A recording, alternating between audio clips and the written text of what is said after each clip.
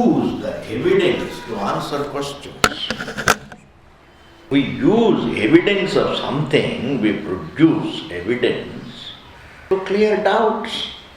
And if you have a doubt about the evidence itself, then what do you do?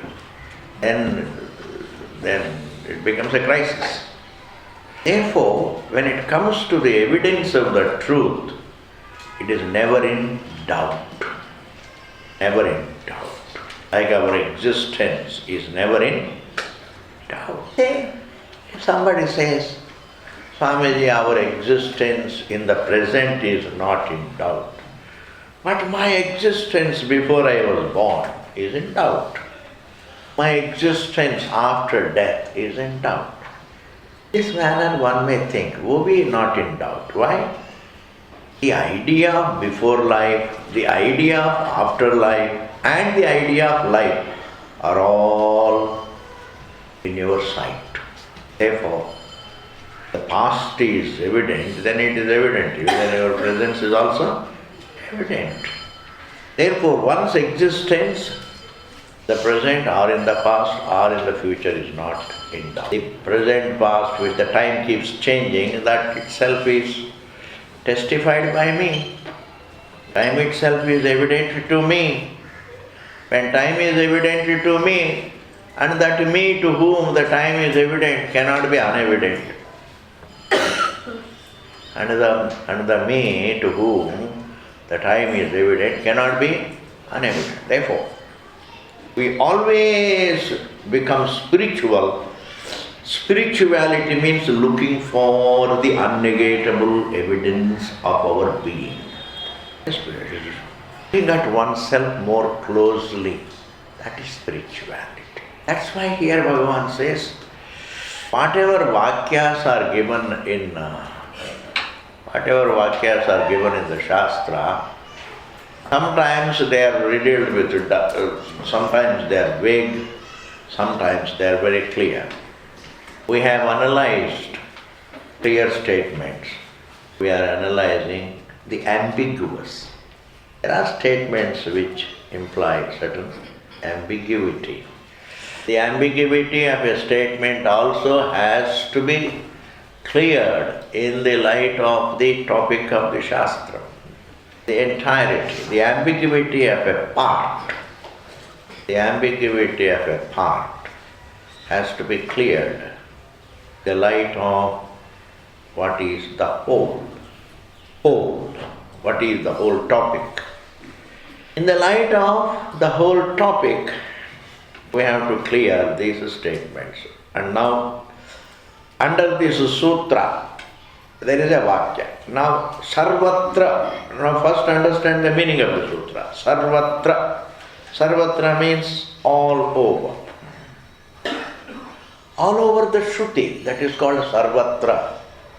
From beginning to the end of the scripture, throughout the scripture, prasiddha upadeshat. What is taught is always the self-evident. What is self-evident is conveyed.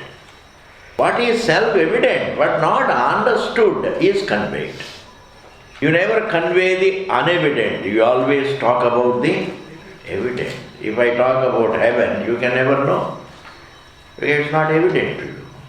The world is evident. So a scientist goes about talking about the world. A person goes about talking about the world. Why? Evident, sense evident. Similarly, Vedanta goes about talking about both the observer and the observed. Both are evident. The observed creation, the observed elements, the observed time, the observed space, form, the observed universe. Observer, the one who is aware, also evident. Therefore, all over Vedanta, what is taught is always prasiddham. What is prasiddham becomes the topic of Upadesha. Teaching pertains to what is always evident. What is evident in one's life, and it is the topic from beginning to the end of the scripture.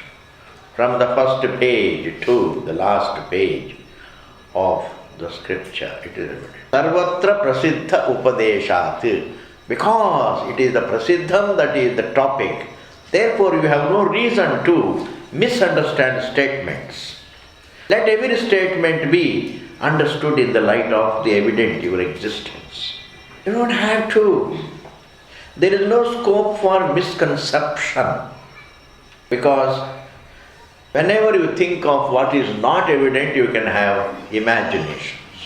If I say there is a heaven, जिसमें इंद्र है और रंबा भी है, उर्वशी भी है, और हमारा गुरुजी used to say heaven is a place where you open the tap, you get really scotch coming down, वगैरह वगैरह वगैरह. Then you all imagine it. There is no evidence.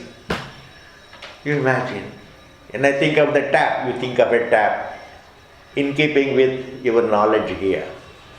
We try to create a heaven along the lines of the earth. There is a building, that means I imagine a building there in keeping with the building I have seen. Indra, I will imagine him as a 7-footer, more spoilt than our ministers, with a lot of silk and gold on him. A lot of silk and gold. Therefore, heaven is, when we talk about things remote, we get misconceptions, we get into imaginations. But when you are talking about your existence, there is no need for misconception. If I start thinking about myself without closely looking at myself, then I start imagining about myself also. Whenever there is no close observation, it triggers imaginations. I feel myself, but then I can imagine myself, I am this, I am that, I am this form, I am this, I am that, etc. When I don't look at myself very closely. But close observation of what is evident leaves no scope.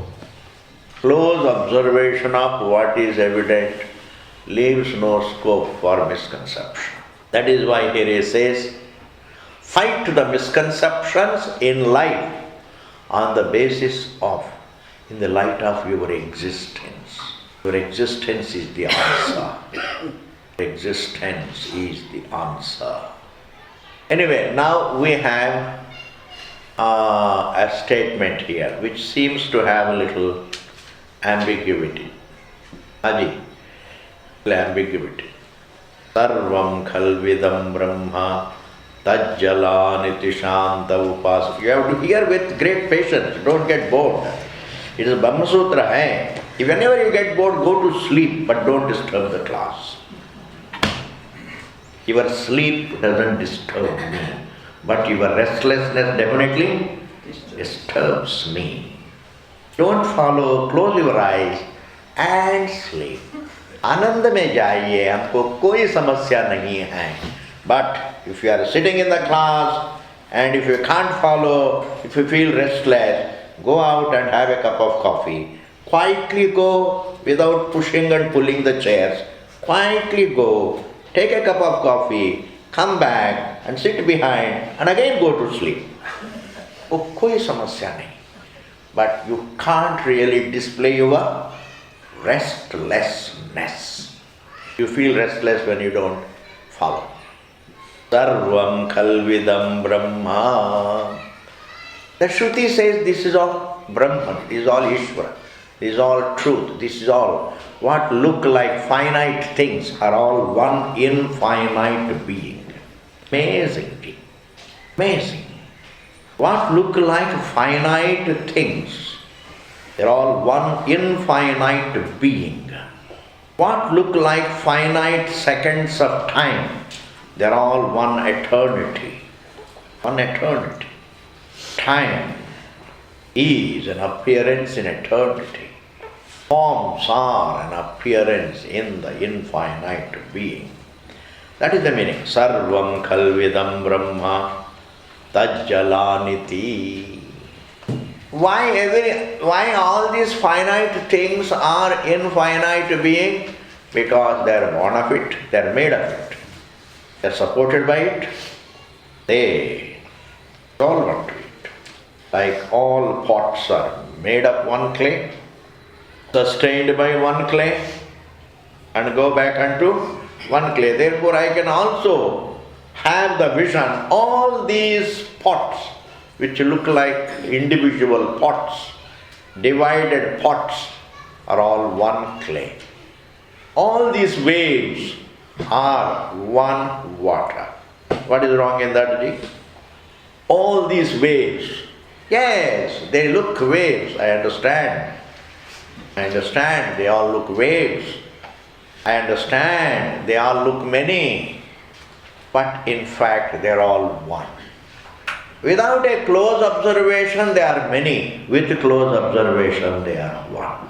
A casual look tells me they are many. A close look tells me they are all one water. So much is the distinction.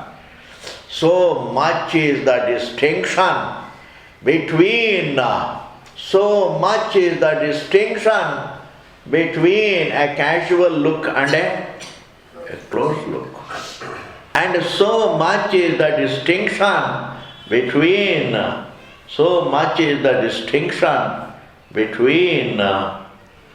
casual effort and diligent effort. Casual effort gives you no result. A diligent effort makes a difference. That's why there is a difference between casually living man, almost like a casualty living man, and a very diligent man, a serious man. The one who is full of life, he says, I have to do it. And the one who does it, he will get the result. So even in effort, there is a big difference between a casual effort and a diligent effort. That is effort. I am talking about understanding. Casual approach, casual look of the waves tells me that there are many. But if I just probe into them, they are one. Similarly, when I take a casual look at myself, I am a form. And it is so difficult to go beyond this casual look. Oh my God, it's so difficult. I can never become so close and observant of myself. I can look at an object alright. I can be a close observer of diamonds alright. I can keep a diamond on my hand. An object. But one can't look at oneself. One can take a close look at oneself provided one makes an effort to look at oneself. Some effort. And the repeated effort to look at oneself also will teach him how to look at it. Yes.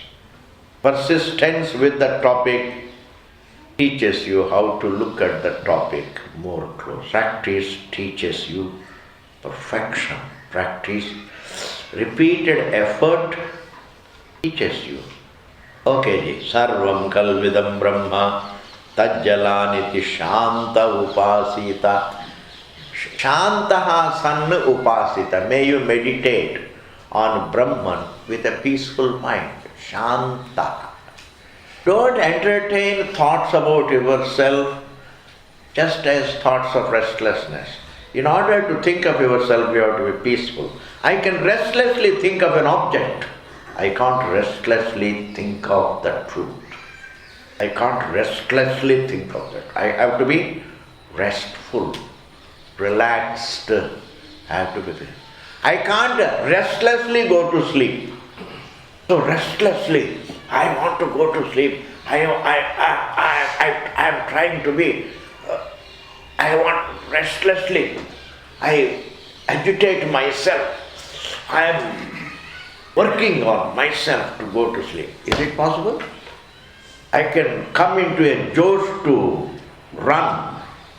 I can come into a josh to do an action. I can always, I need to come into some kind of a josh to do any karma. But to fall asleep, do you have to come into josh? जितना ज़्यादा जोश दिखाएंगे उतना it will cost you your sleep. In order to fall asleep, I have to imitate sleep, as it were. If I can use that word. I have to be quiet. To go back to myself, I have to be quiet. Similarly, in order to understand myself, I have to be quiet. I have to be very quiet. And if I have to be quiet, then my lifestyle must be very correct. Then my values must be correct. Then I have to be a disciplined man with values, and a person who is interested, who lives his life to understand the truth. Therefore, it's not, I can't be a Ravana and still be peaceful. No, I can be Ram and be peaceful. Ram means you don't have to be Ram. Good, if you just a sensible person. Ram is equal to what? Sensible human being. Sensible person. Ram was not someone greater than a sensible person. Because you can't be bigger than sensibility. Even Bhagavan takes avatar, he can't be bigger than sensible. Yes. If you are sensible, gives you shanti. Therefore here it says, hey, all this, don't use the world to make yourself restless. Use the world to make yourself reflective. Let the universe make you reflective. Don't let the universe. When I don't become reflective of the universe, then I become a craver of the objects. The choice is always between reflection and desire. If I don't reflect on a thing, then I want to enjoy it.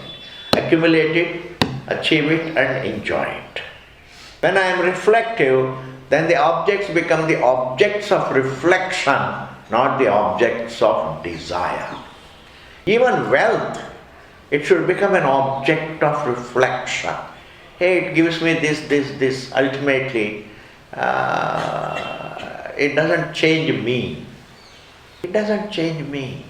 My idea that I am the form, my misconception about myself as a form is not broken by the abundance of wealth. Wealth can give me pleasures but not correct my thinking. Therefore, when I think about the limitation of the wealth, what it gives and what it cannot give me, that is reflection. Not a casual thought about what it can give and what it cannot. What it can give me and what it cannot give me, when I reflect seriously, then I get absorbed in, I get touched by it. My reflection should touch me. What people run after, what we live our whole life for wealth, it has a limitation. It just gives me what I don't really, it gives me what I can live, what I can be without also. It can give me food, clothing, shelter. That is its vibhuti. That is its glory. But it can give me a lot of pleasures, travel, this, that. But it doesn't do the essential job. That essential job is correcting my misconception. I am the form. And as long as I look at myself as a form, I continue to be an incomplete individual.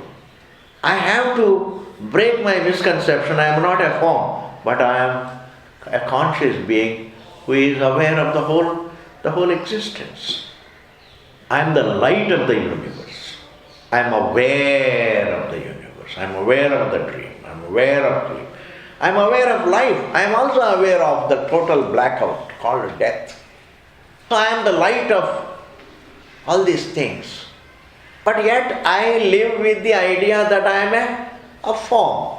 Therefore, when I reflect upon the limitation of the money, then my desire for it diminishes. The more I think of its limitation, my craving for it diminishes. In the same manner, when I become reflective about the universe, hey, this universe, is it a fact in itself? Or is it independent of my perception? The Shruti says no. It cannot exist independent of your perception. Like dream cannot exist independent of being perceived. Independent of being dreamt, there is no dream. So every dreamt object, every dream object is dreamt to be there. Not it is there. That is too big a statement. You can't say it is unconditionally there. It is seen, it is only seen to be there, dreamt to be there. And the Shruti says the waking objects also are only seen to be there. They are not independent of perception. And therefore, if they are not independent of perception, then perception is not independent of one's being. Therefore, the universe cannot be independent of one's being. In this manner, along the lines given by the Shruti, the Shruti adopts certain lines of teaching. And if I reflect upon the universe along the lines taught by the Vedanta, then my desire decreases. Reflection decreases desire. A kind of a mantraji, a kind of a help I am telling you. If you are not reflective, you get occupied with cravings. Delhi becomes too small a place for you. You become restless. You will carry the list of all the restaurants in the city. You will start the day with Paratha Wala Gali. Fine. When man is not reflective, he is just a joker, I am telling you. A human being minus reflection is what? A joker. He wants this, he wants that, he wants that. And when he wants to achieve things, he doesn't mind giving pain to others. He doesn't mind. Like Duryodhana, he gave so much trouble to so many people just to please his own mind, to fulfill his own desire. Amazingly, one joker, he destroyed the whole kingdom. Entire kingdom collapsed. One wrong individual, yes. One wrong king can destroy the kingdom. One wrong minister can destroy. One wrong anybody. Therefore, anybody. And we say, be reflective about your existence. And therefore here Bhagavan says, Sarvam Khalvidam Brahma Tajjalaneti Shanta Upasita. May you meditate upon yourself and the universe with a peaceful mind. Swamiji, when will I become peaceful? Say, you be reflective, you will become peaceful. It is wrong to think, when I become peaceful, I will become reflective. It is wrong. It's like saying, Swamiji, when will I become a student? Hey, you don't first become a student and then go to school. Start going to school, you will be a student. Don't invent bahanas to be sluggish. You see, don't invent bahanas. Swamiji, when will I enter the water? When you learn swimming. So you learn your swimming in the drawing room. Then enter the water. Hey, enter the water. You must always learn to enter the fray. You will learn. Even if you are not qualified, you will be qualified by the work you do. You begin it, it will qualify you. This is something that is a secret humanity must learn. A society must learn. Never think you are not qualified. Begin doing it, you will get qualified. शुरू कर लो, आपको आप समझ लेंगे. Start learning, will say, I think Sanskrit is very difficult for the last 25 years. Sanskrit, but I want to learn, but it is very difficult. But how do you make Sanskrit easy? How do you make Sanskrit easy? Hey, keep learning, you will become nothing. That's why you keep go on doing like this, it will break. Even a pahad, you go on attacking it, it will collapse. Never get intimidated by what you need, even if it is difficult. I say, if it is need, what can I have? No choice. Education is difficult, but then what is the choice? I have no choice. I must be at it. I must be at it. Vedanta is difficult, but what is the choice? I have no choice over it. It is very difficult to be happy. Okay, but what is the choice? Do you have an alternative? No. Think in the direction of happiness, I think you will think correctly also. Because if you keep happiness as the result that you want, I want to be happy, then definitely you will always follow the right values. If you say, I want to have more money, then the money has a different set of values. Happiness creates a different set of values. I want to be peaceful means what? Then you will think in keeping with the Shanti or happiness. Therefore, anyway, never get intimidated by any thing to be done, any work. When you start doing cooking, it is very difficult. The most memorized statement in the society is, what is the alternative? What is the alternative? It's very difficult to cook, but you can't eat raw food. You have to cook, you have to learn cooking. That's why. When will I become qualified to be peaceful? Say, be reflective. It is not merely to be a good human being, but to be a reflective human being. A good human being need not be a reflective human being, but a reflective human being is definitely a good human being. There are many people who are by habit good. They always give some money here. They help people. That's all right. Just goodness, just by habit or by sanskara, they are good. But I want goodness must be the result of one's reflectiveness. Hey, he is also like me. That's reflection. Hey, he is also like me. His hunger also is like my hunger. Hey, he doesn't want to be hurt. I don't want to be hurt, therefore why should I hurt him? This is reflection. I don't want my wife to cheat me, therefore why should I cheat her? That is reflection. If you don't cheat your wife, then you are a good husband. If you say, I don't want her to cheat me, I don't want anybody to cheat me, so why should I cheat her? Then you are a reflectively good husband. Now the choice is with you. Be a good husband. All that I want you to understand is there is a difference between being good merely and being reflective. Your being reflective never creates boredom, but even a good man can get bored. Good man can get bored. I used to hear, all this during the election hearing, सेवा करने के लिए थोड़ा मौका दे दो, सेवा करने के लिए। ये लोग इतनी तड़प रहे हैं सेवा के लिए, अगर मौका नहीं मिलेंगे तो ये लोग कितना बोर हो जाएंगे फिर। उसके बाद तो कोई बोर होता ही नहीं जी। This is all strategy ji. But goodness is not the answer, but reflection can take you to the truth. Reflection can give you the goodness also ji. Reflection can give you a goodness. Atha kalu kratumayaha. I am only reading a vakya, which is going to be a vakya of analysis under this sutra. Under this sutra, this vakya is going to be analyzed.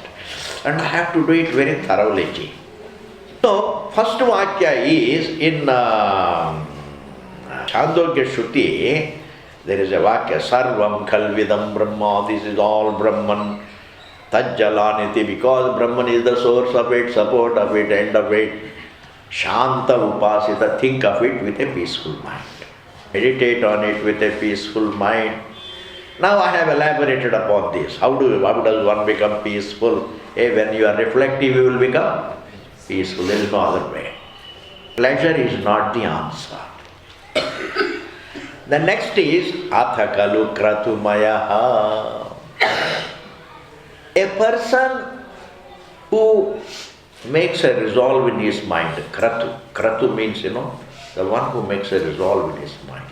Without making a resolve, then you will be a casual individual. Casual means, a driftwood. You know driftwood? जैसे हवा चले वैसे चलते हैं. Mechanical. चलते हैं. Like Ravana's minister. Ravana's personal advisor? You want to hear?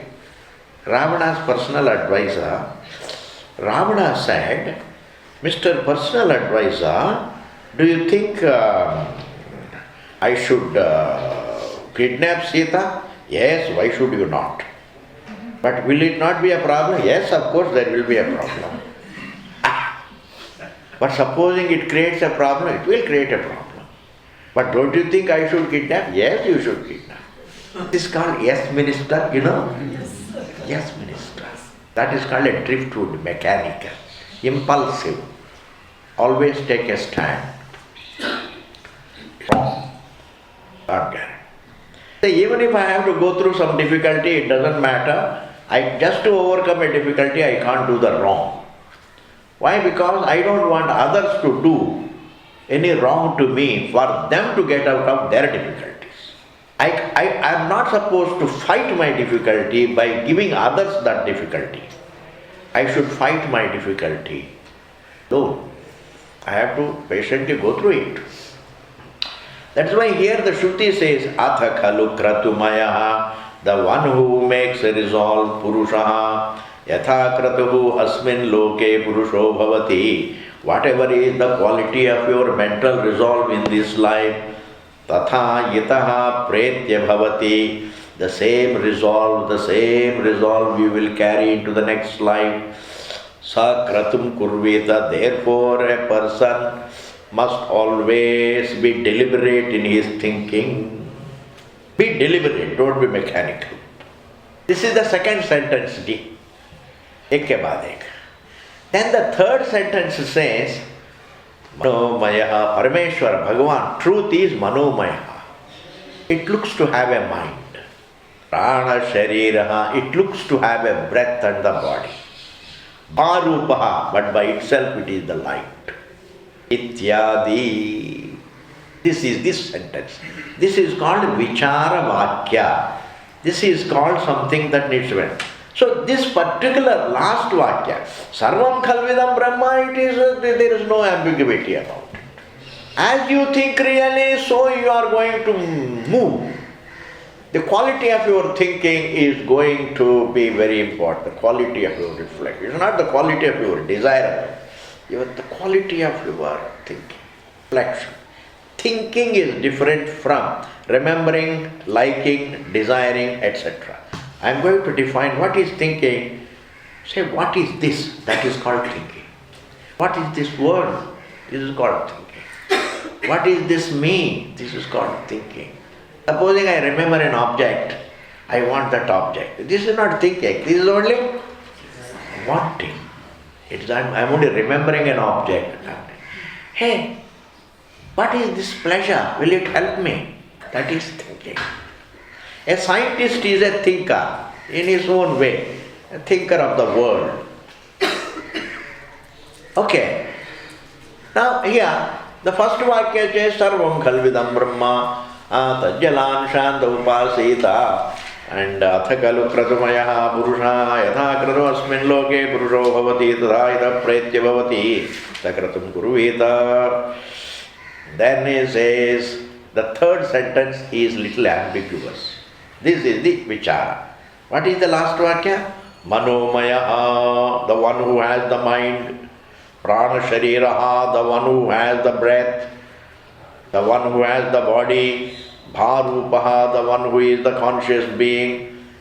Now, the last sentence creates a doubt. This last sentence, is it talking about the Jivatma or Paramatma?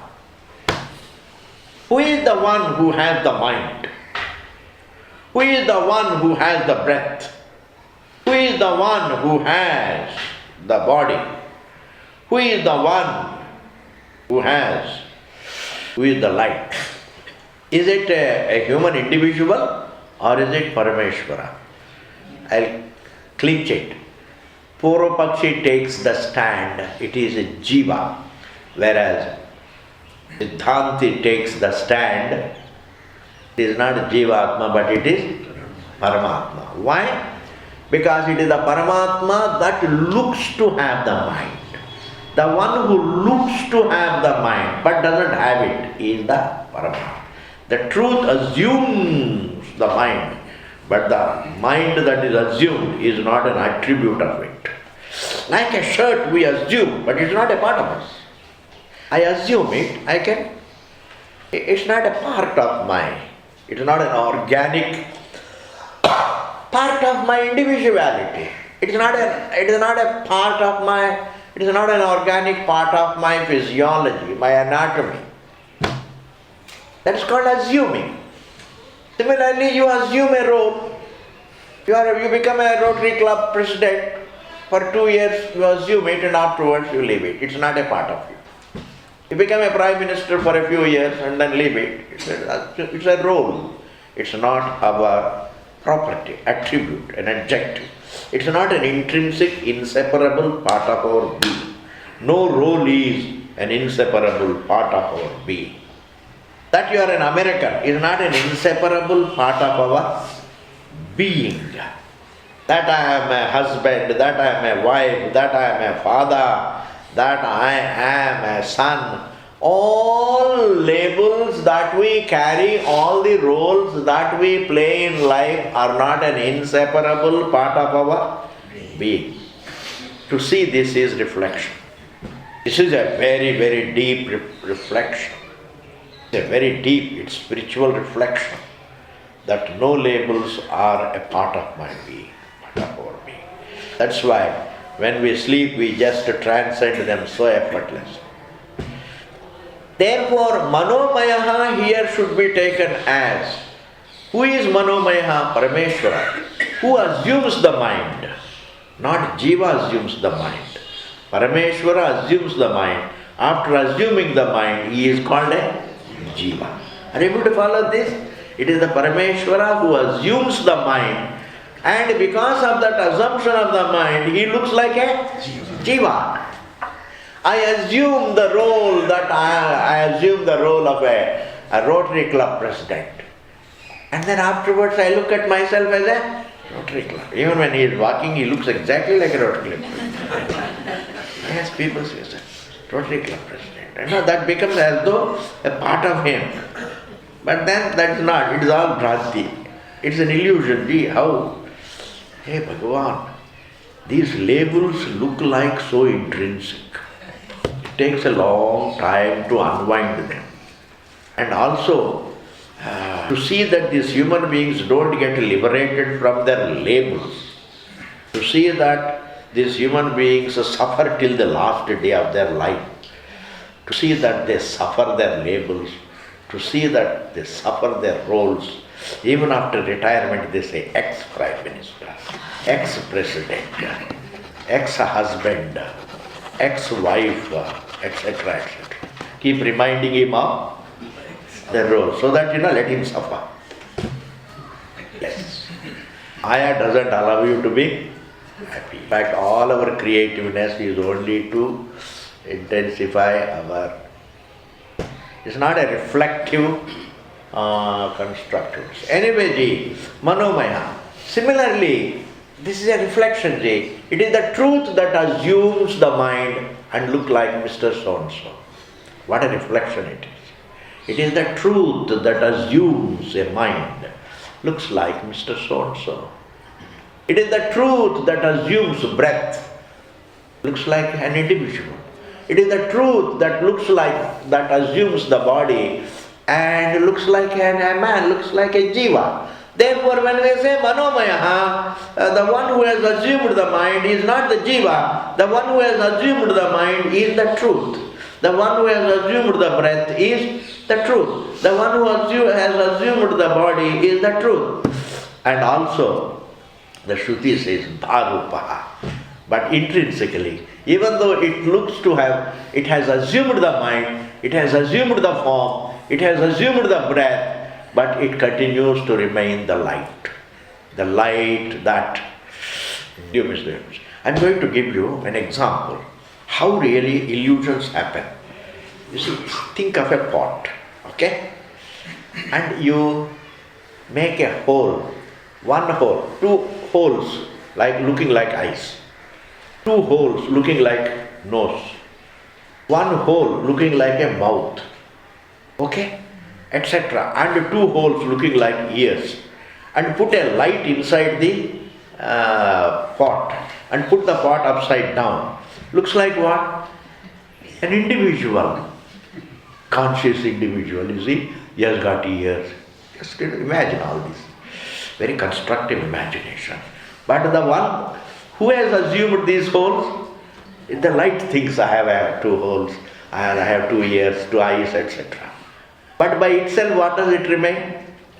The light remains the light despite the imagined individuality, despite the imagined look, physical look, anatomical look, physiological look, mental look, emotional look. Even though it seems to have assumed all these look, but he remains light. Therefore, Shruti says, hey, it is the light that assumes the mind. It is the light that is bharupa. Therefore, now I have completed the sutra ji.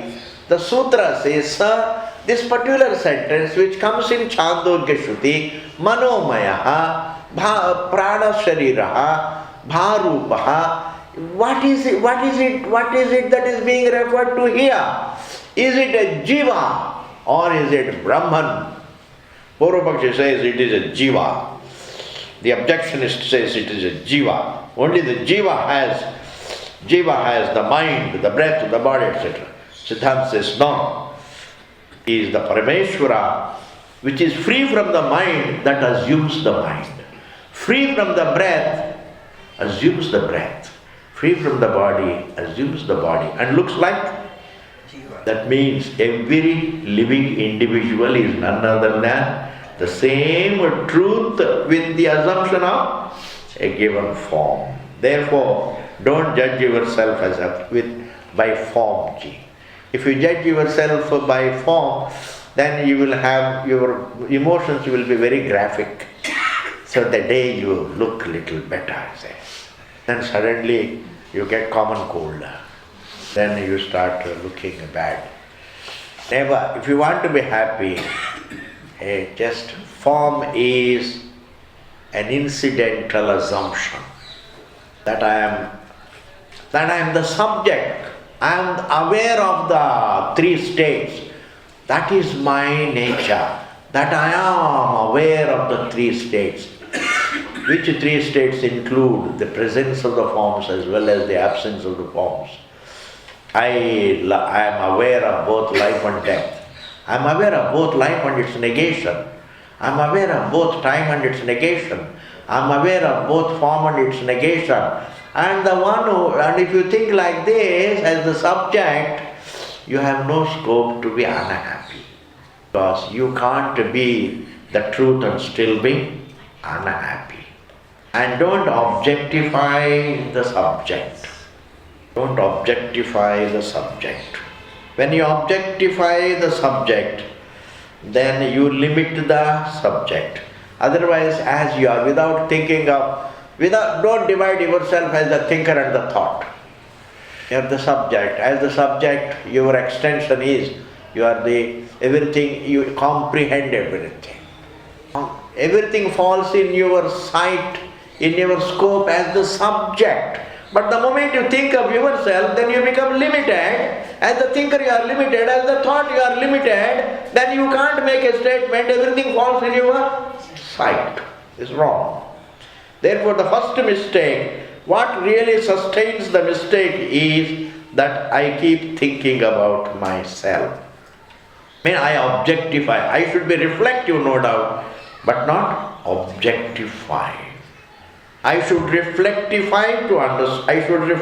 I should be reflective of myself to understand that I am not an object. This ceasing, unwinding my habit of objectifying myself is also a part of reflection. Unwinding my habit of objectifying my existence is also a part of reflection. Clear, ji? Therefore, here there is something fantastic. Our habit is to say, I have a mind, I have a breath, I have a body. Who has it? Mr. So-and-so. Is wrong. The one who has it is the one who doesn't have it. Who wears the shirt? The one who has the shirt on the body wears the shirt, or the one who has no shirt? The one who has no shirt on the body wears the shirt. It is assumed. Assumed means what? It's not intrinsically a part of me. Therefore, who takes the body? Does the embodied takes the body or the unembodied? The unembodied takes the body. It's a great common sense thing. The unembodied takes the body. It is illogical to say that the embodied takes the body. The embodied doesn't take the body. Before becoming embodied, I stand as unembodied. Yes. Who becomes disturbed? The disturbed becomes disturbed, or the peaceful becomes disturbed? The peaceful becomes disturbed. That means disturbance is assumed by the peaceful. That he is peaceful is his nature. Disturbance is incidental. Disturbance is incidental. Peacefulness is the nature. Nature. Who falls sick, Ji? The healthy or the sickly? The healthy falls sick. Therefore, by nature he is healthy and the sickness is incidental. Incidental means due to some reason it happened. It has a reason. Peace is our nature. It has no reason. That is our nature. Clear? This sutra is clear? Next sutra let us read. Vivakshitam Guna Upapattescha Vivakshitam Guna Upapattescha. This sutra we will see in the next class. Because by this time you must all be thinking, hey Bhagavan, when will Swamiji stop the class so that we can go away? You don't have to offer any prayer to Bhagavan because I am already stopping. Don't waste your prayer. Purnamadaha Purnamidam Purnat Purnamudachyate Purnasya Purnamadaya Purnamevavadishyate.